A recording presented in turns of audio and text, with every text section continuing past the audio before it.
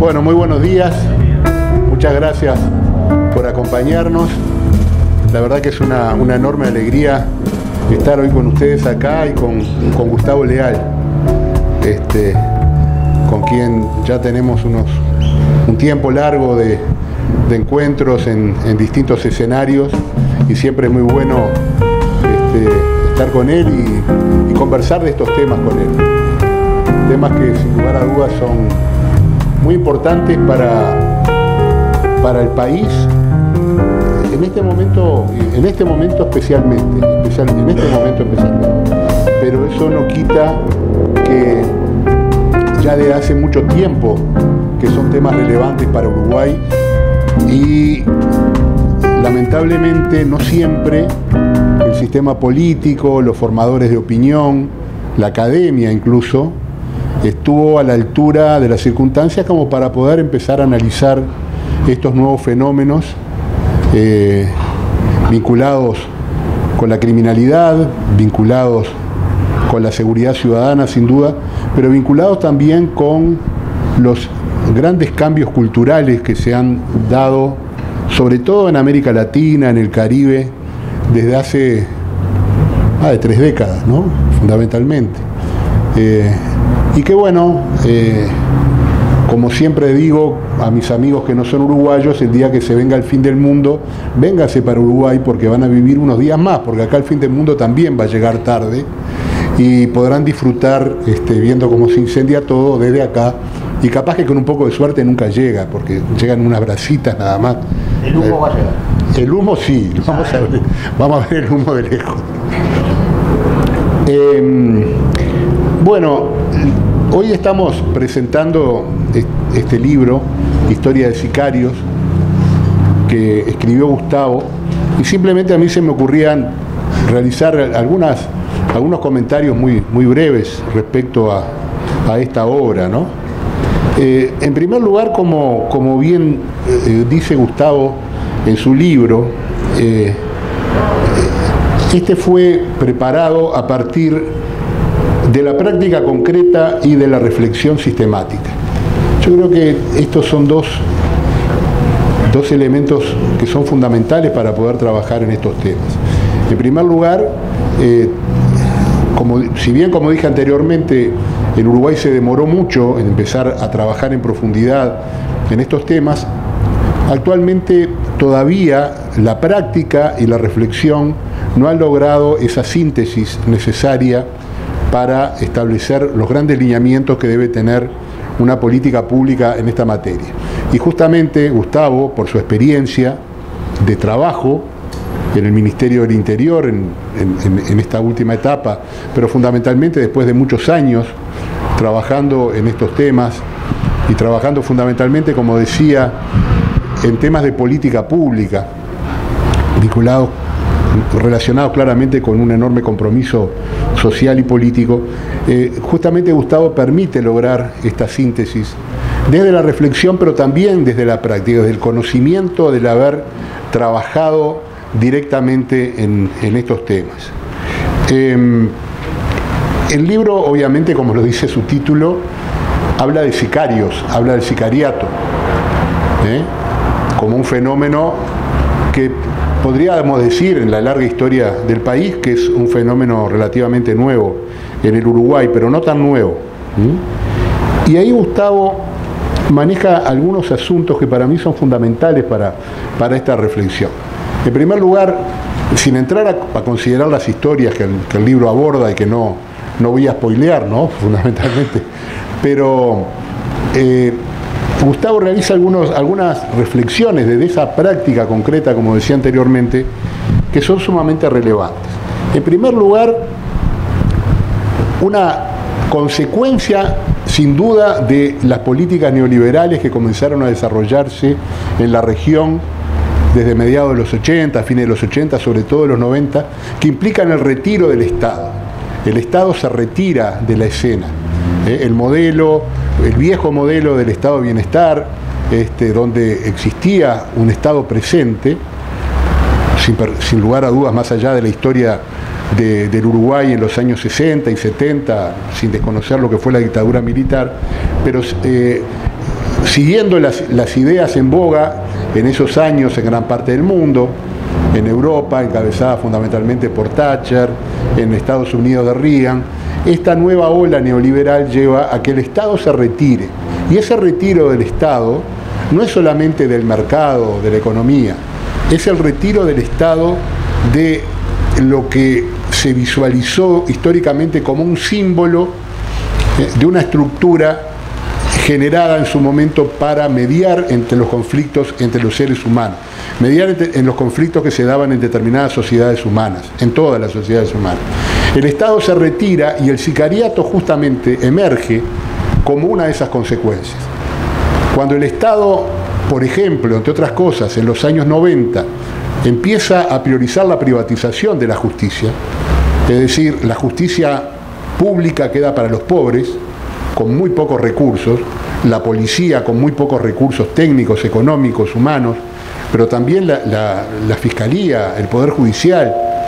¿Por qué? Porque, bueno, de la misma manera que pasa con la salud, que pasa con la educación, también con la seguridad ciudadana, de acuerdo a ese modelo, los que tenían los recursos económicos para pagarse mejor salud, mejor educación, mejor seguridad lo hacían. Y los que no, bueno, iban a la cola esperando el derrame, que cayeran las gotitas que nunca cayeron y que nunca van a caer. Y eso implica justamente que aparezca este fenómeno del sicariato justamente ante esa ausencia del Estado en su rol, entre otras cosas, de administrar justicia, que es uno de los roles históricos del Estado. El Estado pierde, así como bien dice Gustavo, el monopolio del uso de la fuerza. El Estado pierde el monopolio del uso de la fuerza, entre otras cosas porque sectores de poder económico, político, social, le quitaron ese monopolio en la medida que ellos podían pagar sus propias formas para sentirse más seguros. Y el monopolio del uso de la fuerza, que es fundamental para el Estado liberal tradicional, el Estado democrático, pierde justamente su lugar en este escenario, y eso da, entre otras cosas, el lugar a la aparición de este fenómeno. También tiene lugar esto a partir de el deterioro en la regulación social, como también dice Gustavo, de los conflictos, porque, a ver, el mensaje que se estaba dando es que esto se arregla cada uno como puede y de acuerdo con los recursos que tiene. El mensaje del neoliberalismo de los 90 es ese: hacé la tuya, vos podés alcanzar lo que quieras, podrás llegar tan lejos hasta donde tú quieras llegar, pero desde el punto de vista estrictamente individual. Lo colectivo, lo social, no existía.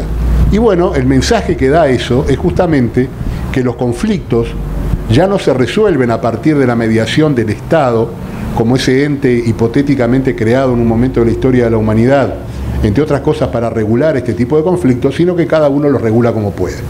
Y bueno, dentro de las bandas del crimen organizado, que empiezan a consolidarse en la región y que llegaron a nuestro país sin duda, justamente también esto aparece y se consolida y se hace carne. Y el sicariato, que el libro de Gustavo relata en sus distintas formas, en sus distintas características, es justamente un fenómeno emergente de esta nueva realidad.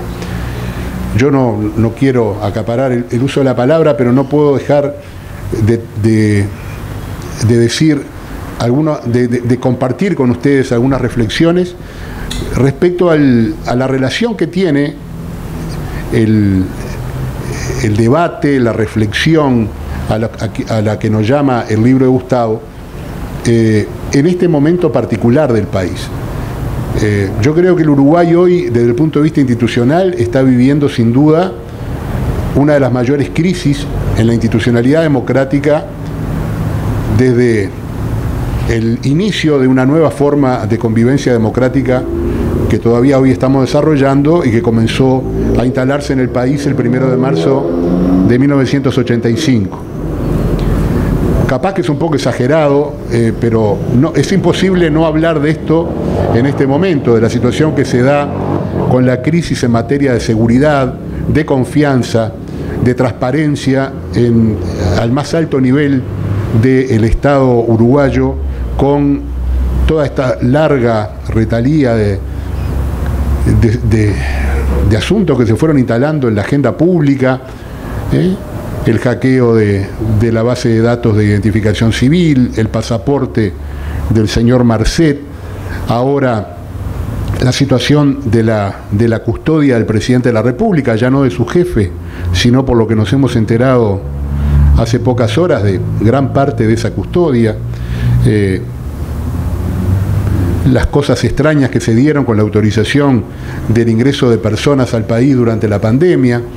Es decir, es imposible no atar este momento político y social que estamos viviendo con las reflexiones a lo que nos llama este libro. Y decía que, desde mi punto de vista, estamos viviendo realmente, sin exagerar, yo creo que después del caso Berríos que se dio en la década del 90, la credibilidad de la institucionalidad del Estado, vinculados con temas de seguridad, nunca estuvo tan cuestionada como en el momento de hoy. Y para tratar de blindarnos de alguna forma para que esto no vuelva a suceder, va a costar mucho, va a costar muchísimo recomponer esta legitimidad y esta confianza. Sin duda que es necesario que el sistema político uruguayo retome una idea que es fundamental en esta materia. Los temas de seguridad, de combate a la criminalidad, de combate al crimen organizado, de convivencia, de la simple y cotidiana convivencia entre todos y todas, son temas que tienen que ser gobernados por las autoridades legítimas del país. La gobernabilidad política de la seguridad. No hay política de seguridad sin los cuerpos de seguridad. La policía, en lo que le corresponde a las Fuerzas Armadas en algunos aspectos concretos, las agencias de inteligencia del Estado. No hay política de seguridad, evidentemente, sin estas instituciones del Estado. Nadie está diciendo lo contrario. Pero la política de seguridad no la pueden gobernar estas instituciones del Estado. El gobierno de la seguridad, como de toda la política pública, es el gobierno civil, el gobierno de las autoridades legitimadas por la voluntad popular. Y eso es básico. Y para eso se requiere, y no le estoy pasando la mano a Gustavo, porque como dije hace mucho que nos conocemos y ya esas maniobras entre nosotros no corren, pero se requieren de gente como Gustavo, que desde la práctica y de la reflexión le permitan de alguna forma a la democracia uruguaya tener el control de las políticas públicas de seguridad. No en contra de nadie, sino con la suma de todos, de todas las miradas y de todos los saberes. Entonces, en definitiva, este material, junto con otros que afortunadamente han empezado a circular en los últimos meses, hace no muchos años, nos permiten ir construyendo esos cimientos para que Uruguay pueda contar realmente con políticas en materia de seguridad, de prevención del delito, del crimen organizado, de la criminalidad común, basadas en autoridades políticas, civiles, con conocimiento y con experiencia en estos temas. Esto no significa que quienes no son policías se disfracen de policías o jueguen a policías y ladrones. A cada quien lo que le corresponde. Aquí hay profesiones distintas, saberes distintos. Pero lo que estamos viviendo hoy en Uruguay nos demuestra que el poder legítimo, el poder civil, no puede decir luego que se equivocó o que fue ingenuo o que fue engañado cuando ha sido notoriamente omiso en la gestión de la política pública de seguridad. Y bueno, dicho esto, le doy la palabra al autor, a quien no voy a presentar porque lo pueden leer en las solapas del libro. Así que bueno, gracias Gustavo por compartir esta obra con nosotros.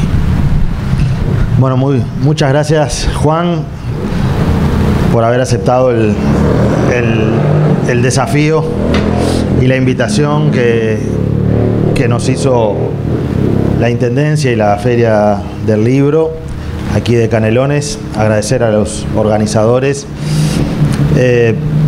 Contarles que este libro de historias de sicarios nace a partir de la reflexión y de la mirada de algunos fenómenos que a mí me llamaron la atención porque inicialmente no encajaban dentro del modelo más clásico y del estereotipo que nosotros teníamos y que la sociedad en general creo que tiene sobre el sicariato.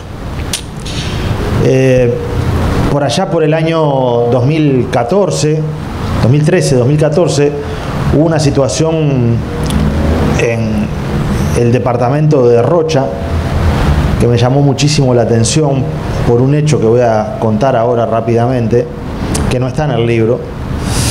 Y después, cercanamente a eso, hubo otra situación en el departamento de Rivera, que sí está en el libro y es el primer capítulo. Lo de Rocha fue una circunstancia donde un comisario que estaba ya jubilado, que se había retirado en el año 2011-2012 de la policía, y se había retirado porque tenía discrepancias con las políticas que se estaban llevando adelante, y él era a su vez un referente local y un integrante del Partido Nacional. Y se retiró de comisario, era el dueño de una barraca, y tenía una audición en la radio de Rocha que todas las semanas fustigaba muy duramente la política de seguridad en el departamento. En el país, cada vez que podía. Desde su lugar de autoridad, o de voz de autoridad, o de autorizado, digamos, por su práctica profesional previa. Resulta que ocurre un hecho en el departamento de Rocha, que es el intento de sicariato a una maestra que estaba, una maestra joven, tenía 35 años, un poco menos, que estaba embarazada de una niña de 5 meses. Y resulta que este hombre, el comisario, iba a ser el abuelo de esa niña, porque el hijo del comisario tenía una relación de amante con esta maestra, pero el hijo del comisario estaba casado. Entonces, este hombre, para tratar de dirimir un conflicto que a él le parecía inmanejable desde el punto de vista del prestigio familiar a nivel local, resolvió contratar a un sicario para que matara a la mujer. Y lo primero que hizo fue ir a la búsqueda de una persona que había salido de la cárcel hacía muy poco, y que él, cuando estaba en actividad, lo había atrapado, y en base a un proceso lo habían condenado con prisión, y donde este hombre, el comisario, había sido el líder de ese equipo que logró apresar a esta persona. Y entonces le propone, lo interceptan en el medio de la ciudad, y le propone que le va a pagar $8.000 por hacer un trabajo. Y le dice que tiene que el trabajo, no le cuenta toda la historia, pero le dice que tiene que matar a una mujer, que tenía muchos problemas, que había generado muchos problemas, que tenía que matarla. Y le da la dirección de donde la persona vive. Resulta que el hombre que había pasado los últimos 8 o 9 años preso, y que tenía muchos antecedentes previos, le dijo que no, en principio, que no, que había salido de la cárcel, no le gustó, y él le dijo que no se podía negar a hacerlo, porque si no, cuando esto pasara, lo iba a incriminar a él, y aunque no lo hiciera, igual iba a ir preso. Pasaron los días, y este hombre, que había sido invitado a la fuerza a ser sicario, encuentra una solución de alternativa y le ofrece al comisario un plan B, que es que había logrado terciarizar el encargo, y por lo tanto él ya no sería el responsable, sino que iban a ser 2 personas del puerto de los Botes. El que conoce Rocha sabe que antes de llegar a Rocha hay un lugarcito ahí muy bonito, que es el puerto de los Botes, que es un pequeño pueblito de pescadores en torno a la laguna de Rocha. Bueno, pero este hombre, la persona que había tercerizado el asunto, en determinado momento se dio cuenta de que probablemente esto iba a salir mal y él iba a quedar implicado, y entonces fue y denunció esto en la jefatura. Denunció al policía en la jefatura. Y el comisario que lo atendió al principio no le creyó. ¿Por qué? Porque estaban hablando del encargo de un sicariato de un ex compañero de trabajo y una persona que hablaba día por medio en la radio y era una persona conocida en el lugar. Económicamente, además, una persona con mucho peso en la sociedad de Rocha. Y entonces, al principio no le quisieron tomar la denuncia, pero finalmente le tomaron la denuncia y le informaron al juez, porque en aquel momento funcionaba el sistema anterior, no de la fiscalía, sino le informan al juez.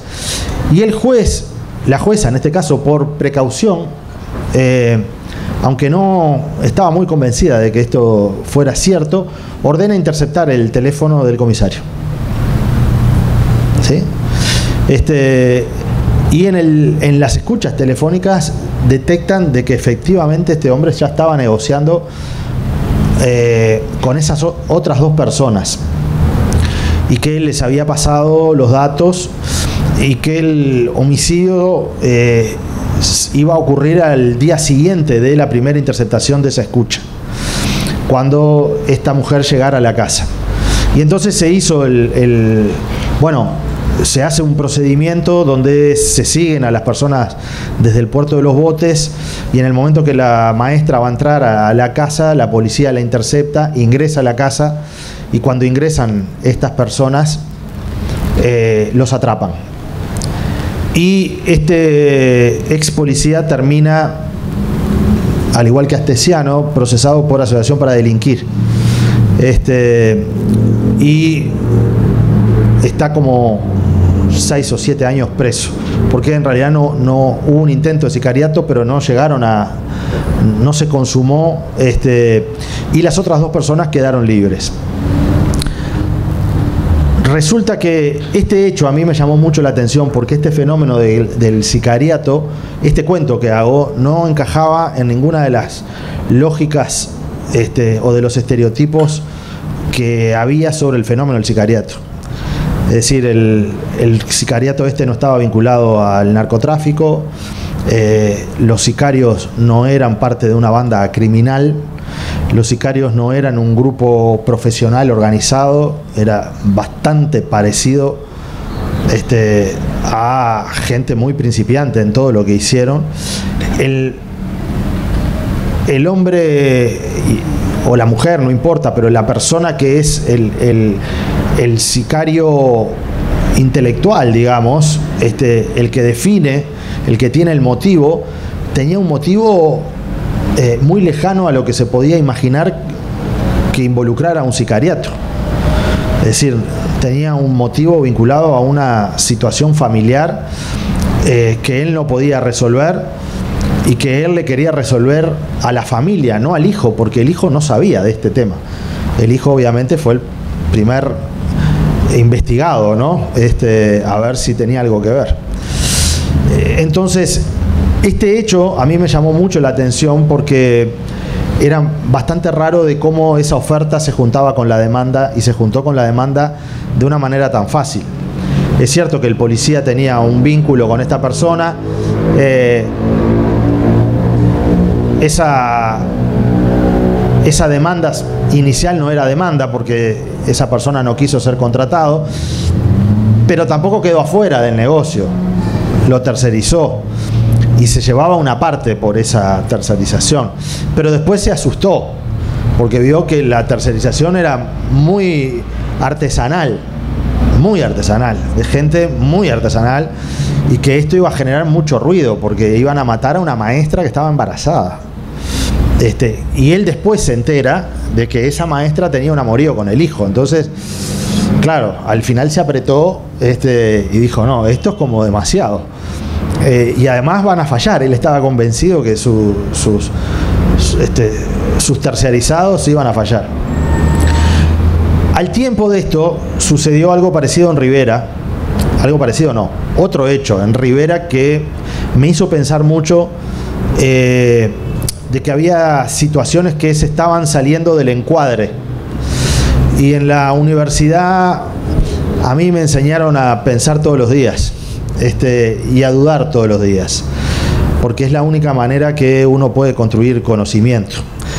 Y entonces ese fenómeno de Rivera me hizo pensar de que había cierto esquema de funcionamiento de cómo se estaba explicando la violencia extrema que no estaba dando cuenta de algunas cosas que pasaban, porque lo que pasó en Rivera es lo que está en el primer capítulo, no se los voy a contar en detalle para que lo compren, porque en todas las presentaciones digo lo mismo, que lo compren, y eso ha funcionado porque el año pasado fue el libro más vendido y aspiraría a que este año lo repitiera. Pero de hecho la historia en términos general generó mucha conmoción y la gente la conoce. Es una profesora de biología que resuelve matar a toda su familia en Rivera por una circunstancia vinculada a unos bienes que habían quedado en disputa por el uso de la familia. Y esta mujer, que era una mujer de 40 años, profesora de biología, daba clase en el SERP, era la profesora de los futuros profesores, daba clase en 2 colegios católicos, había terminado en la Universidad Católica una maestría en educación, resolvió, que tenía que matar a todas las personas y se encargó ella de enrolar y capacitar a un sicario, que resultó ser su jardinero. Y el sicario tenía muchas dificultades, era muy, muy precario también en su... No le dijo de entrada lo que iban a hacer, lo fue convenciendo. Y posteriormente se da cuenta que ese sicario no iba a poder solo, entonces le pide al sicario que enrole a otro, y cuando lo enrola, se lo presenta, van a hacer el reconocimiento de la casa y eso, y la mujer ve que el hombre que había traído era un muchacho que era chiquitito, bajito.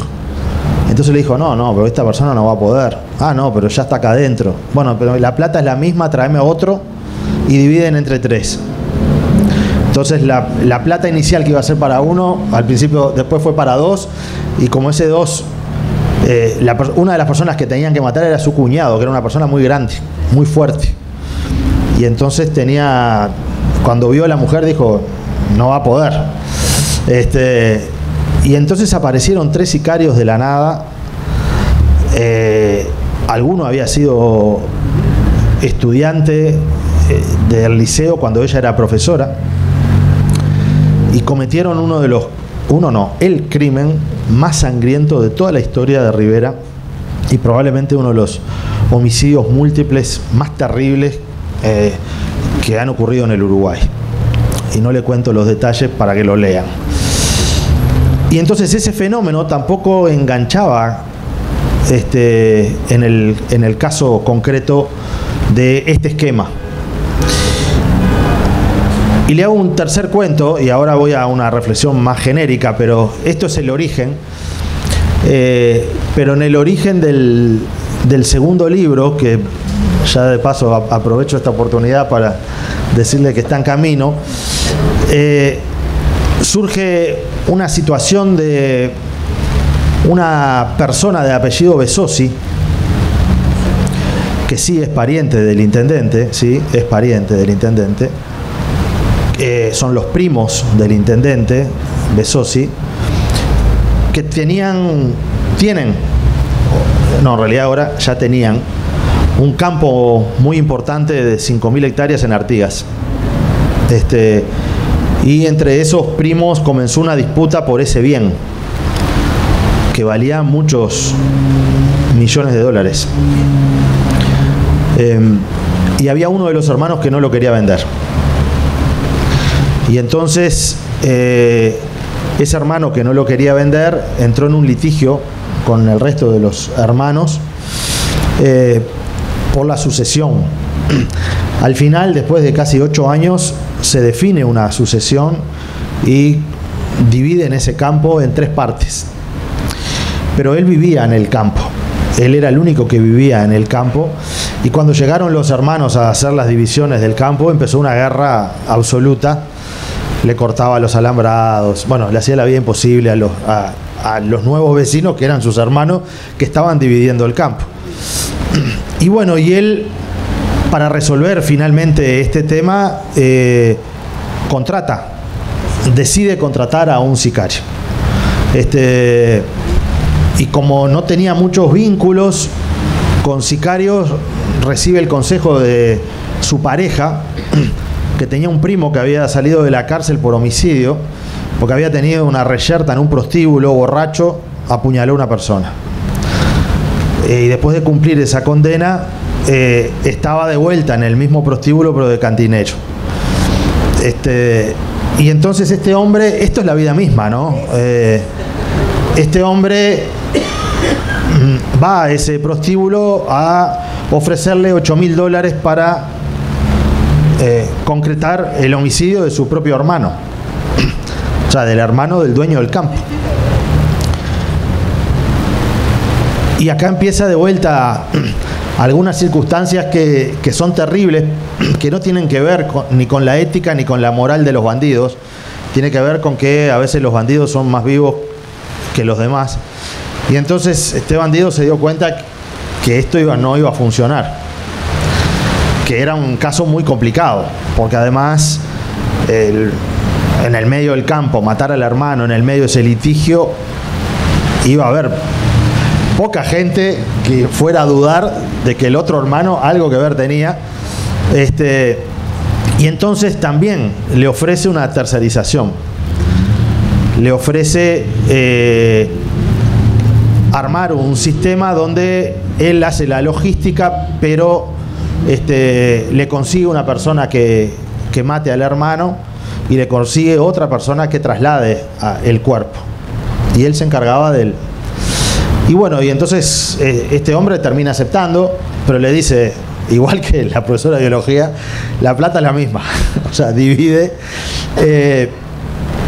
Y resulta que este hecho termina de una manera terrible, porque el día que van a matar al hermano aparece el transportista del futuro cuerpo, pero no aparece el matador. Y la oportunidad que había era única, y entonces Besosi Grande resuelve matar a su propio hermano. Y lo mete adentro de una camioneta, y después se hace ese traslado famoso del cuerpo, y aparece el cuerpo en una camioneta quemada debajo de un puente como a 100 kilómetros de ese campo. Bueno, hoy Besosi está preso. Hoy el transportista está preso. Y el intermediario ya salió de la cárcel porque acordó con la fiscalía un proceso abreviado para poder imputar declaró para imputar al verdadero homicida, y como era un caso complicado, para probarlo había que tener el testimonio de estas personas. Bueno, bien, estos 3 casos tienen que ver con el desborde de la violencia para resolver situaciones de conflicto o de convivencia, donde el homicidio y el sicariato pasa a ser algo verosímil y algo cercano al mundo que nos rodea. Y probablemente la preocupación central y mi preocupación cuando vi lo de Rocha, cuando vi lo de Rivera, cuando ahora veo esto, es cómo ese fenómeno de la violencia extrema se ha desbordado en el Uruguay y está muy a la mano para resolver cualquier tipo de conflicto. Estos conflictos no tienen que ver con el mundo criminal. Terminan siendo un crimen, obviamente, y una barbarie, pero el origen, la motivación, no está vinculada al delito organizado. Está vinculada a fenómenos de cómo resolver situaciones de convivencia en el amplio espectro de manera violenta y sin la intermediación necesaria de personas vinculadas estrictamente a organizaciones criminales. Es decir, el sicariato, que tiene su origen en Roma, donde la palabra incluso viene de ahí. La palabra en latín significa daga. Sicario significa una daga, que los romanos instalaron esta modalidad de violencia extrema para dirimir conflictos políticos en la antigua Roma. Y entonces inventaron un cuchillo largo especial que se llamaba daga, que las personas que lo utilizaban la escondían entre las ropas, entre las togas, y cuando mataban a un adversario político después dejaban arriba del cuerpo esa daga. ¿Para qué? Para que se supiera. Porque el sicariato tiene siempre un efecto didáctico en relación a dejar una marca de comunicación hacia el resto. En general. Era exactamente, esa sica. Yo me llamo sica. Mira vos. Espero que no hagas honor a tu apellido. Todo el pueblo de Italia, todo sica. Todo sica, claro. Y entonces esa modalidad que estaba estructurada en Roma en torno a la situación política, como modalidad viene de la vieja historia. En realidad el fenómeno del sicariato no es nuevo, hubo siempre sicariato. Tenemos que recordar que el único magnicidio que hubo en el Uruguay fue producto de un sicario. Al único presidente que mataron en este país, a Hidarte Borda, lo mató un sicario. Que en aquel momento no le llamaban sicario, le llamaban pistolero. Era un pistolero contratado. ¿Pero qué es un pistolero contratado? Es alguien que por dinero o por poder decide quitarle la vida a una persona sobre la cual no necesariamente tiene un motivo, más allá del motivo económico. Hay alguien que es el autor intelectual, que sí es el que tiene el motivo, y enrola a alguien que es el que ejecuta. Por lo tanto, a lo largo de la historia en el Uruguay siempre hubo, y en el mundo siempre hubo sicariato. La palabra incluso sicario en español, la Real Academia Española la autoriza recién en la década del 90, en el año 93. Fruto de que no se sabía cómo denominar el fenómeno que estaba ocurriendo en Colombia del sicariato, ese sí, llevado adelante por organizaciones criminales vinculadas al narcotráfico, y que Pablo Escobar instaló la primera escuela de sicarios en América Latina. Y la instaló contratando en Medellín a soldados israelíes de élite, que son los que entrenaron a los sicarios colombianos en una modalidad de sicariato que era matar en moto. Ese fue el entrenamiento. Matar en moto o desde una moto y sabiendo disparar con las dos manos a la vez. Y entonces la modalidad, ¿por qué? Porque quien conoce Medellín, yo estuve ahí, trabajé ahí, es un lugar bien complejo para poder trasladarse por toda su geografía, y entonces el andar en moto era lo que te permite entrar a alguna de esas callejuelas muy complejas que tiene, y la modalidad eran dos personas en moto, uno que conducía y el de atrás era el que estaba con dos armas automáticas disparando en movimiento. Que uno lo ve en la película y piensa que es fácil hacerlo, pero no es nada fácil matar a alguien desde una moto en movimiento y dar en el blanco. Aquí, a pocos metros de aquí, hubo un caso de sicariato terrible que esta zona recuerda, del matrimonio paraguayo que lo acribillaron. Eso es parte del segundo libro, por eso lo estoy anunciando acá. porque entrevisté a esos sicarios. Y bueno, me fui, eso era un paréntesis. La palabra sicario, entonces, fruto de ese fenómeno, la Real Academia Española la incorpora al idioma español como una palabra y la define como asesinos de alquiler. ¿Sí? Un sicario es un asesino de alquiler. Es alguien que vende su fuerza de trabajo por dinero o por otro tipo de especies, que puede ser bueno, una moto, o digamos algún bien material, o a veces el poder escalar en una organización, o la promesa de protección, o algo más inespecífico, pero que tiene que ver con el ser parte de. Para poder ingresar a una banda tenés que ser parte de. Y esa palabra en el Uruguay se tuvo como un bautismo o como un hito muy importante, ya utilizando la palabra sicariato, que fue el sicariato en el año 2002 del Bocha Risotto, que era un narcotraficante bastante pesado de la zona del barrio Sur y Palermo. Había sido uno de los financistas del Club Atlético Atenas. Tenía negocios con jugadores de fútbol, era el dueño del Boxing Club Palermo, y se le ocurrió robarle, bueno, fue uno de los primeros que estuvo vinculado al negocio de el pasaje de cocaína a través del puerto de Montevideo rumbo a Europa.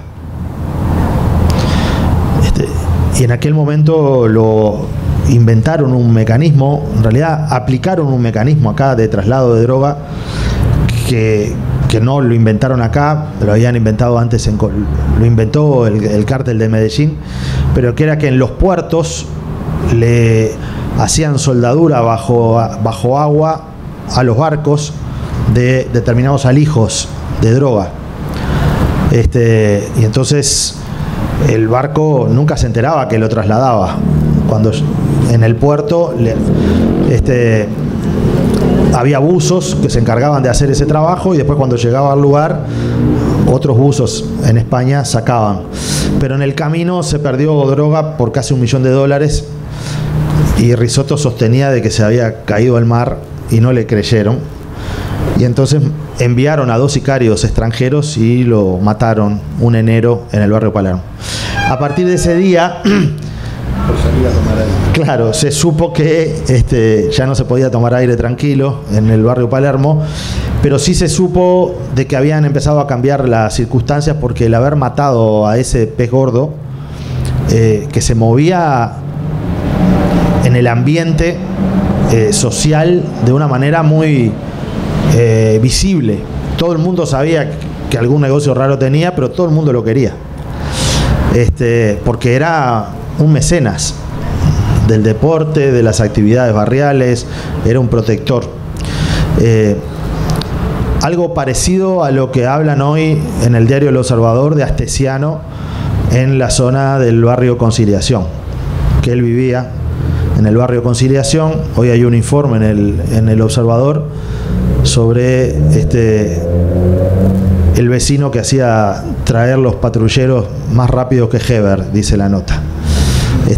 Y cómo él en ese barrio la gente lo vio escaparse de la policía hace algunos años y tirotearse con la policía, después terminó siendo el jefe de la seguridad presidencial. Pero alguna gente no se anima a hablar mal de él, porque los había ayudado, entre comillas, muchas veces. Entonces, cuando matan a Risotto, de alguna manera cambia. Es una señal de que es verosímil la posibilidad de laudar en el ambiente del crimen organizado los conflictos de esa forma. Antes no se laudaban de esa forma. Pero es como dicen los muchachos jóvenes, pasaron de pantalla.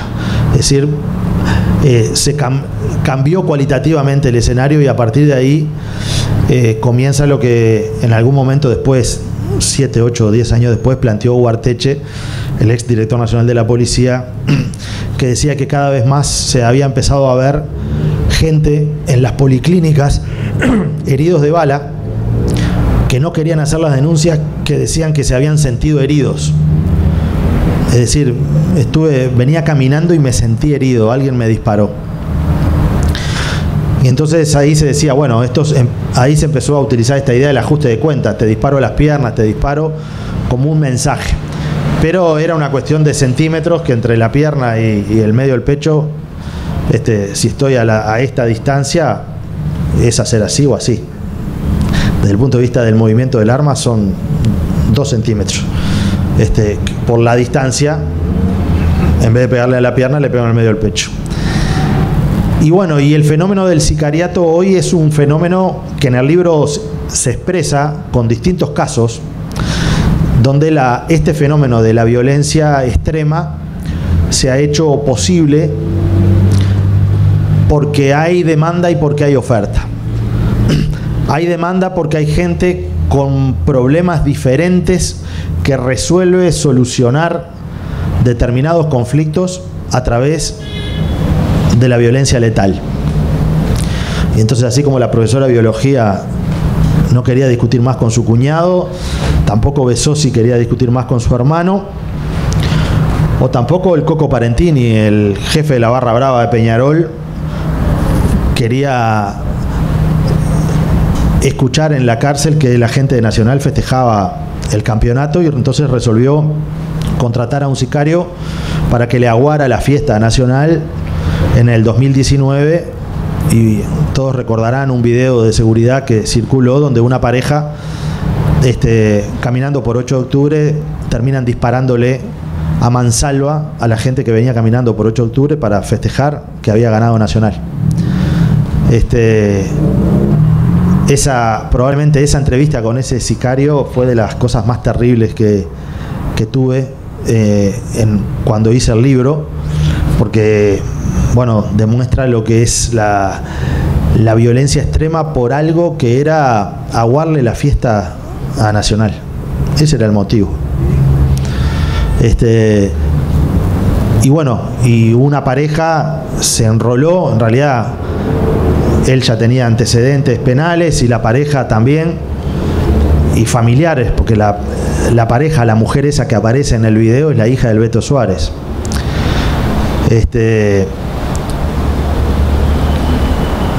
Que increíblemente el día que el Coco Parentini, y cuento esto como una anécdota para ver lo que es el grado extremo de violencia y de locura que se plantean en estos escenarios, día de partido clásico, si ganaba Nacional salía campeón, el Coco Parentini desde la cárcel, Coco Parentini es el jefe de la barra brava, que tiene varios homicidios arriba y tiene condenas acumuladas ahora casi por 45, 48 años más. Va a salir, si sale, cuando tenga 85 años de la cárcel. Y entonces él llama a su amigo, a su conocido, que lo conocía porque había sido parte de la banda del Coco, pero ahora hacía mucho tiempo que ya era un consumidor y un pastabacero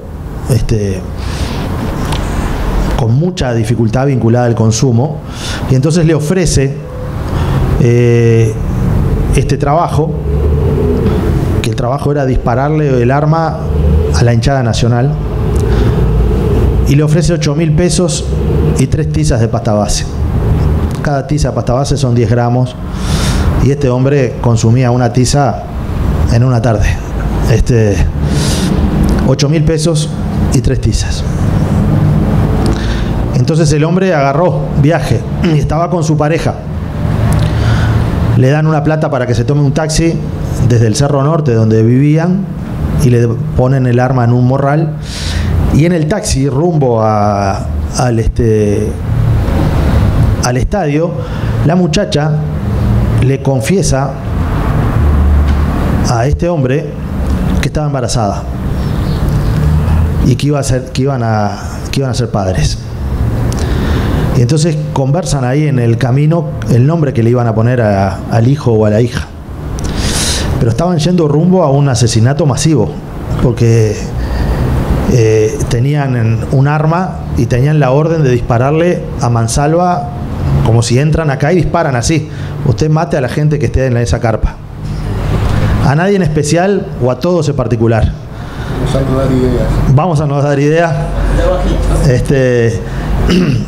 Por las dudas. Pero digo que esa es la...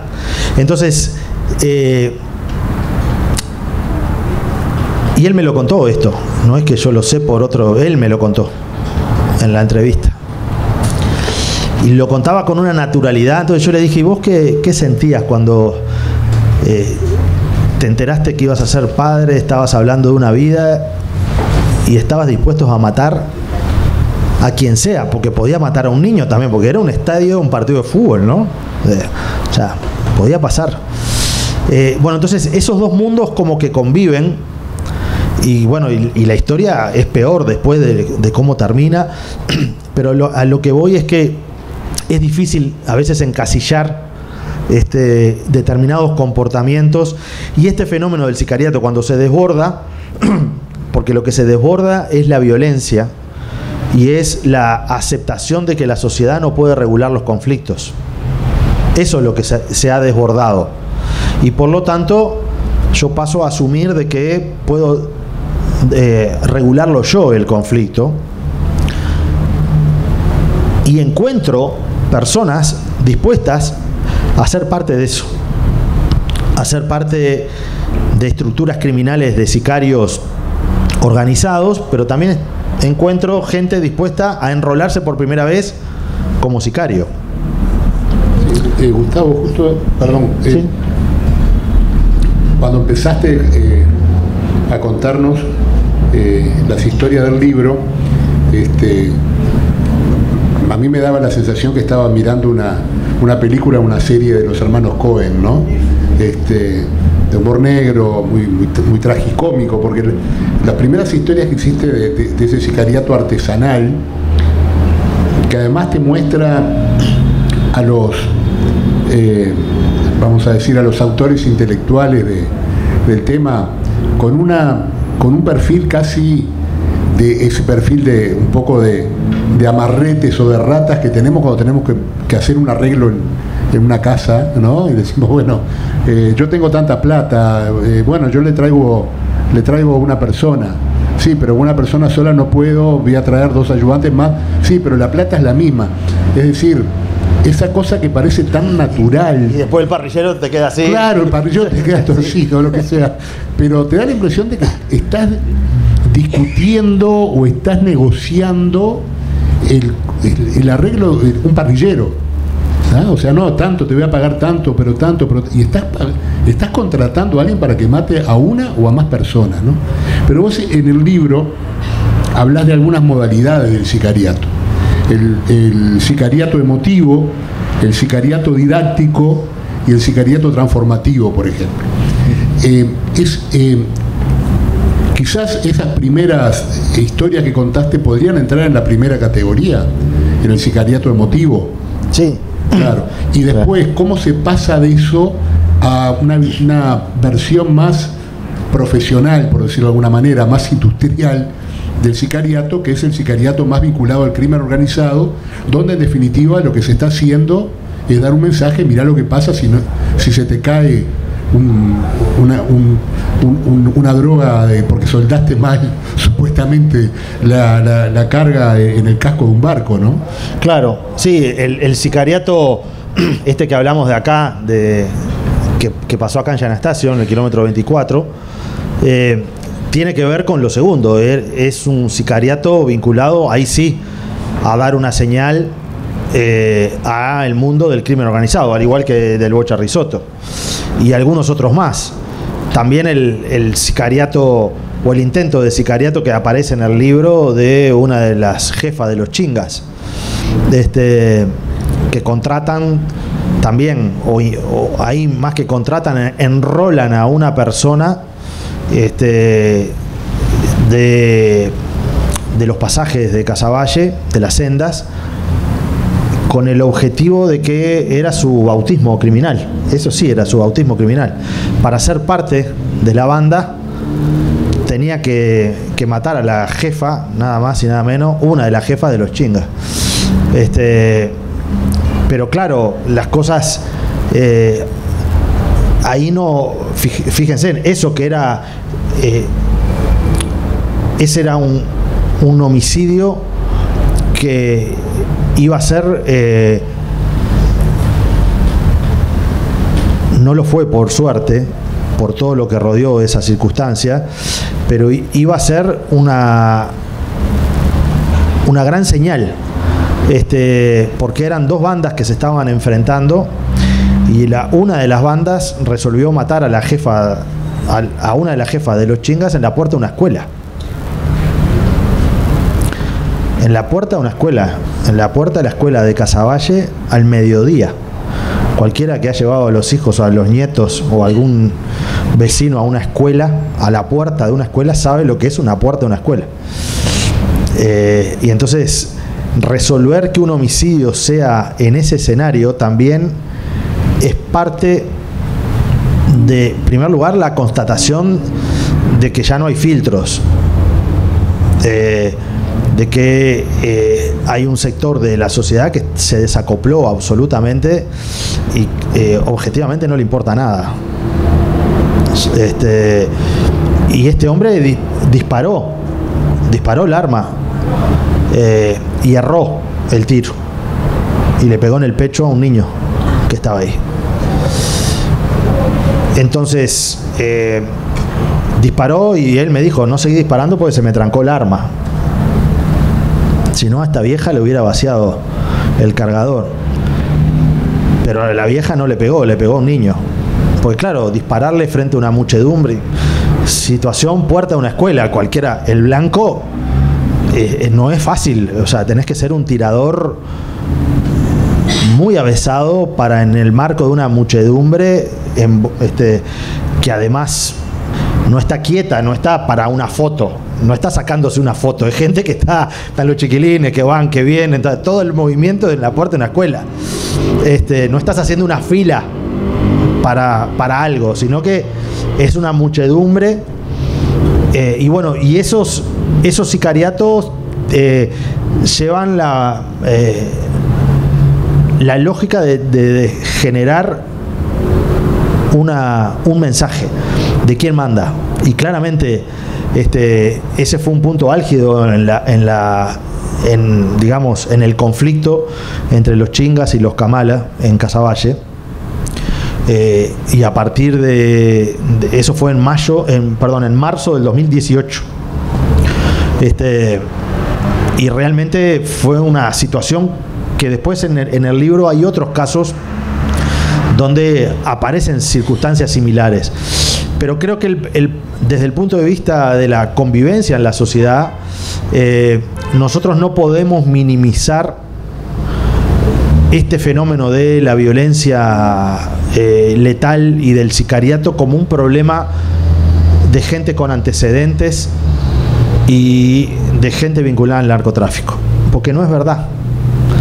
Y de hecho, el aumento de los homicidios que hoy tenemos no tienen que ver con ese fenómeno. No es el motor que lo explica, porque de la cantidad de homicidios que hay hoy y que hay al mes de septiembre y que ha habido en el año anterior, el 40% están vinculados a esa categoría que se llama conflicto entre criminales, pero el otro 60% no. Y entonces, a veces, cuando la política pública se refugia en la idea de que, bueno, se están matando entre ellos, no nos olvidemos que aquí, en San Anastasio, cuando asesinaron a esa pareja, también murió una muchacha que que venía caminando por la calle lateral, y que la atropelló y quedó debajo de la camioneta 4x4 donde venían los paraguayos. Y además en ese auto de los paraguayos había un niño menor de edad que de milagro salvó su vida,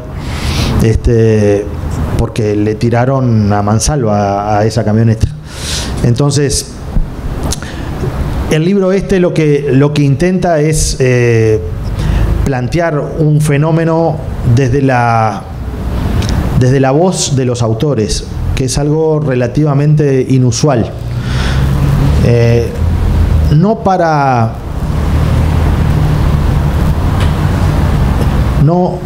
Entrevistar a los autores no es para ponerlos en una categoría de héroes, ni tampoco para ponerlos en un rol destacado, sino es para tratar de entender cómo alguien llega a ser sicario y ese periplo de la vida, y cómo toma decisiones. Cómo toma decisiones el sicario, que a veces sale de circunstancias sociales complejas, pero también hay sicarios de alto nivel educativo, como la profesora de biología, que además de autora intelectual terminó participando directamente en un homicidio, probablemente en el homicidio más terrible. Entonces, esa mentalidad, la mentalidad de los sicarios y la necesidad de tener un perfilamiento de estas personas es algo que creo que está en el debe todavía para la política pública en el Uruguay. Hay una serial que yo les recomiendo que se llama Mindhunter, que está en Netflix, que quiere decir, bueno, mentalidad criminal, y que es la historia del equipo del FBI que en la década del 70 resuelve comenzar a entrevistar en las cárceles a asesinos seriales. ¿Por qué? Porque tenían casos que no los podían resolver, y entonces está buenísimo porque las personas que lo hacen no son bien vistas al principio por el equipo de la policía, porque se pensaba que esto se resolvía a pura fuerza. Y estos hombres, en primer lugar, había un oficial de la policía, y después se incorpora una psicóloga, que era una mujer además, con lo cual era doblemente estigmatizada. Es decir, ¿qué tienen que hacer acá una mujer y psicóloga en esto? Esto se resuelve como la policía resuelve las cosas, investigando a lo policía. Y resulta que había fenómenos que no lo lograban. Entonces empezaron a entrevistar a asesinos seriales y a hacer un juego de roles con estos asesinos seriales para preguntarles, y jugando con el ego de estas personas, para preguntarles qué imaginaban ellos de que iba a ser el asesino, de cuál sería su próxima víctima. Es decir, los pusieron en el lugar de asesores, digamos, de tratar de interpretar esa mentalidad a partir de gente que ya tenía esos códigos. Y eso le dio un resultado espectacular en las investigaciones al FBI. Y de hecho se instaló en el FBI luego, en el año 82 creo que fue, el primer departamento de construcción de perfilamiento, se le llama, para tener un perfilamiento de la mentalidad criminal de distintas personas. Y bueno, creo que en el caso de los sicarios es necesario también poder entender, para poder entender la forma en cómo resuelven, la forma en cómo toman decisiones.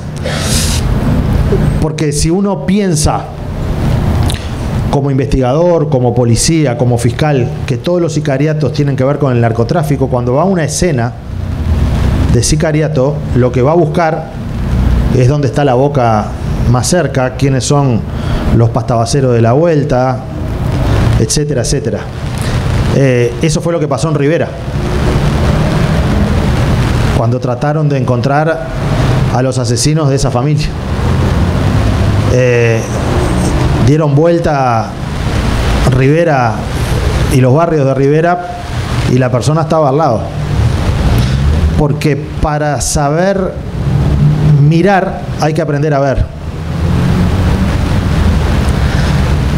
Si no, uno puede mirar y no estar viendo. ¿Por qué? Porque parto de la base de que tengo un prototipo de que este fenómeno que sucedió acá es esto, esto y esto. Y por lo tanto busco un perfil de gente. Muchacho, hombre, joven, de capucha, etc. Busco eso. Por eso Pablo Goncalves pasó desapercibido en Carrasco tanto tiempo. Porque buscaban a otras personas, otros perfiles. Eso se construye a partir de esta idea del estigma. Para conocer, nosotros tenemos un proceso desde el punto de vista de la construcción del pensamiento que reduce complejidad. La reducción de complejidad es lo que nos permite a nosotros sobrevivir. Porque no podemos estar aprendiendo cada vez que hacemos algo las cosas. No podemos estar aprendiendo de vuelta cómo funcionan las cosas. Entonces yo sé que si hay una cajita con un botoncito en una pared, eso es una llave de luz. Ya sé que es así. Y la voy a tocar para prender la luz. Si la toco y explota algo, nunca voy a pensar, me voy a sorprender. Porque yo ya sé que eso es eso. Entonces, esa manera de reducir la realidad es lo que nos permite a nosotros manejar eso que se llama la obviedad. Y la convivencia es un pacto de obviedad. Yo permanentemente estoy teniendo un pacto de obviedad en la sociedad para poder convivir. Hay pactos de obviedad. El tránsito es un pacto de obviedad que a su vez se regula en determinadas cosas. Se regula con un semáforo, se regula con una multa, pero la cebra es un pacto de obviedad. Yo parto de la base de que cruzo y alguien para. Parto de la base. Entonces, bueno, esa obviedad la vamos construyendo, y cuando se rompe es cuando esa obviedad ya no es obvia. Cuando ya no es obvio que yo vengo acá y dejé la matera ahí, pero parto de la base que nadie me la va a manotear y nadie me la va a robar, porque bueno, o en el mundo del trabajo uno llega y deja el bolso, y hay un pacto de obviedad que nos ayuda a convivir. Yo no puedo estar dudando permanentemente del otro, porque si dudo permanentemente del otro no convivo, porque la convivencia es vivir con el otro.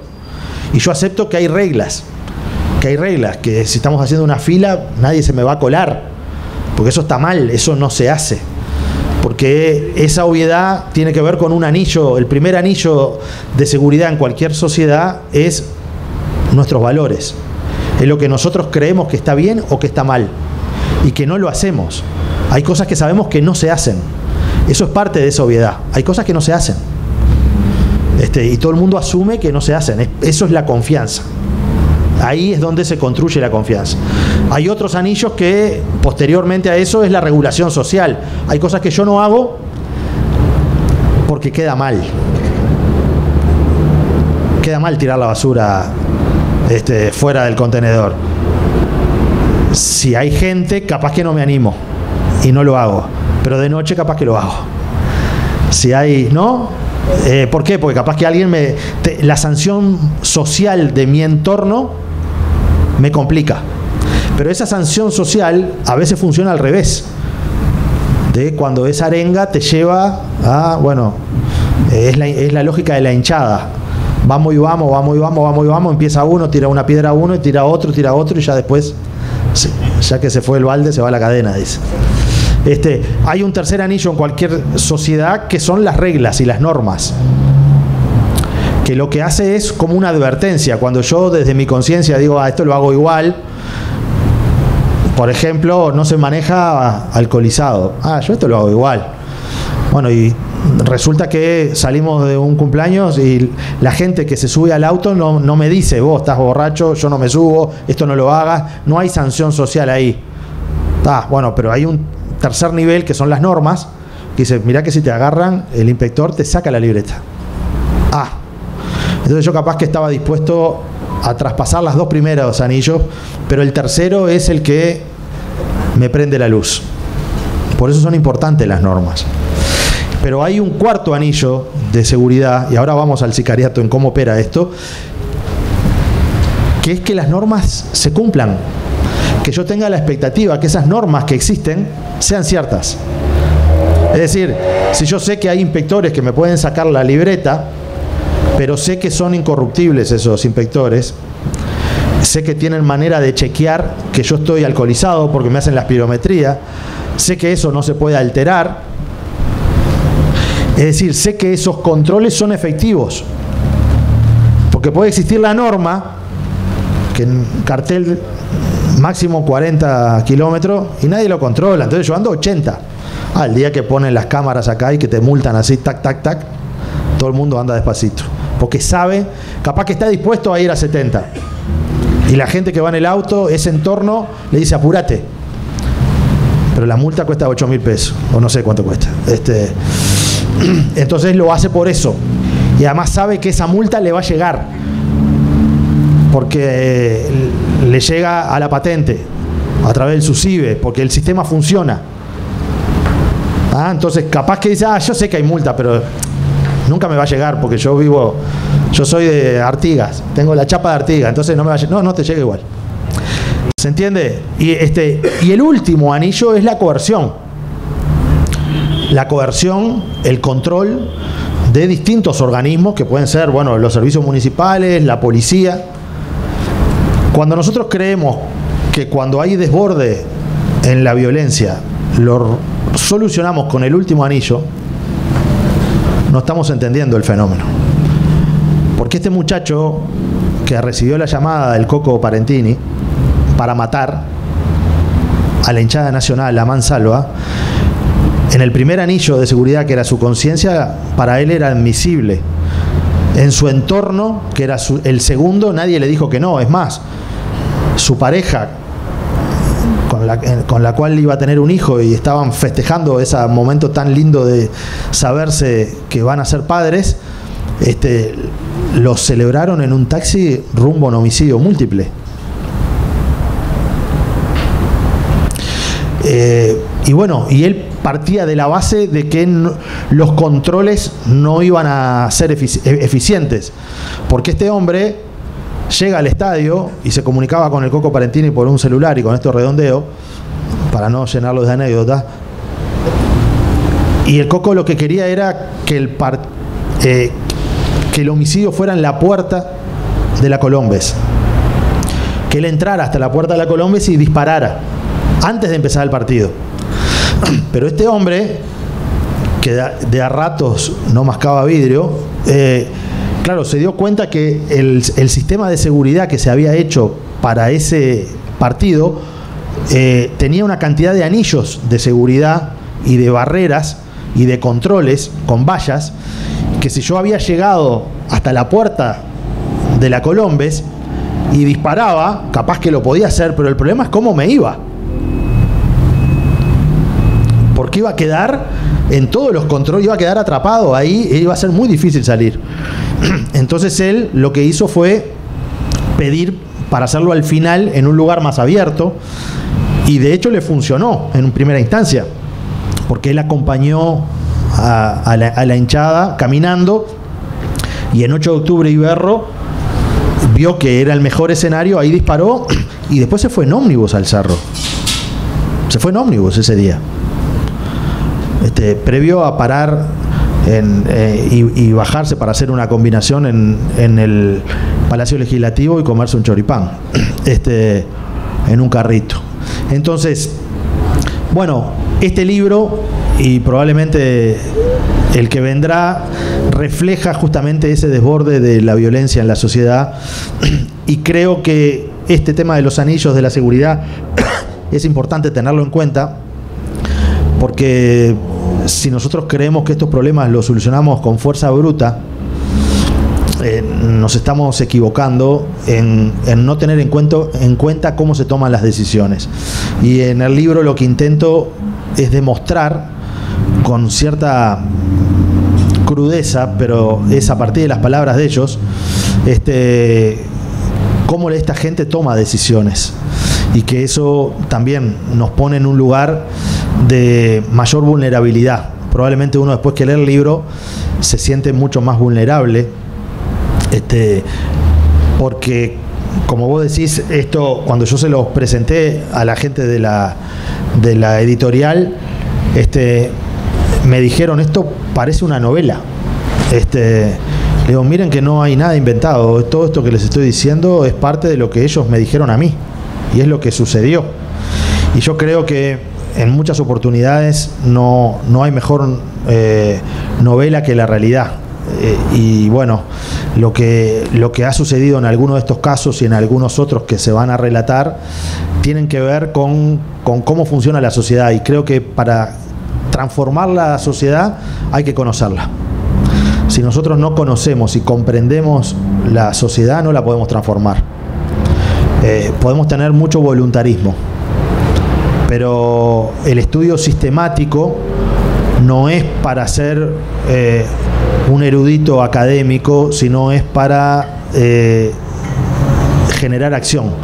Pero no hay acción sin conocimiento. Sin conocimiento no hay acción. Lo que hay es movimiento simple.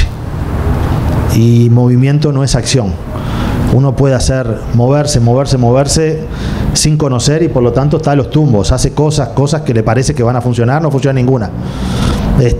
¿Por qué?